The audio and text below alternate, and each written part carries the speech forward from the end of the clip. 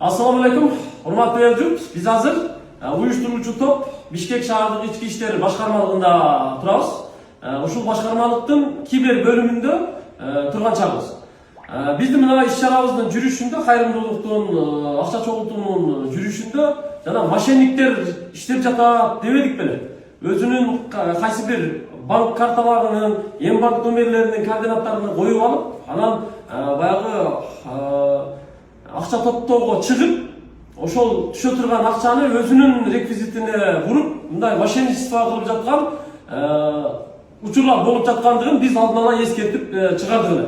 Ошондой учурлар катталбай койгон жок. Арабызда жүрдү. Алыста туруп алып ал кандай жагдайды жаратты. Бирок бул жерде мына Бишкек шаардык ички иштер башкармалыгынын кибер бөлүмүнүн жамааты, командирлер, ыкчам командирлер, мындайча айтканда, мунун үстүнөн аябай катуу иштептир. Тагыраагы бүгүн мошенничество боюнча бир бала кармалды. Кармалып азыр бул жерде ушу тергөө амалдары жүрүп атат экен. Мен айтайын дегеним мошенниктерге кандай гана амал кылбаңыздар, баары бир сиздер көзөмөлдө экенсиздер. Көзөмөлдө экенсиздер. Бүт азыр цифровизация. Ким каерде, кайсы номерге, кайсы телефондон, кайсы даректе эмне кылып атат?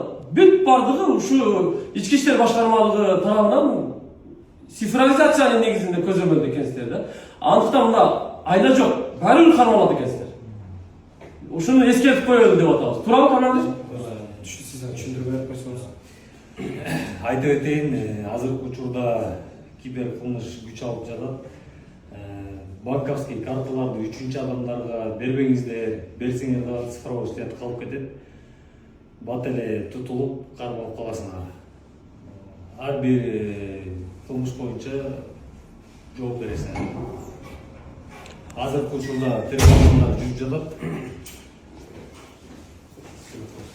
Ошол бизге да көп кайрылуулар келди. Өздөрүнүн эм банктарын коюп, өздөрү иштетишип, бир 15-16 миң же 100 миң бей канчакча чоң карталарды өчүрүп, телефонду ыргытып беребиз деген бул аябай чоң жаңылыштыр.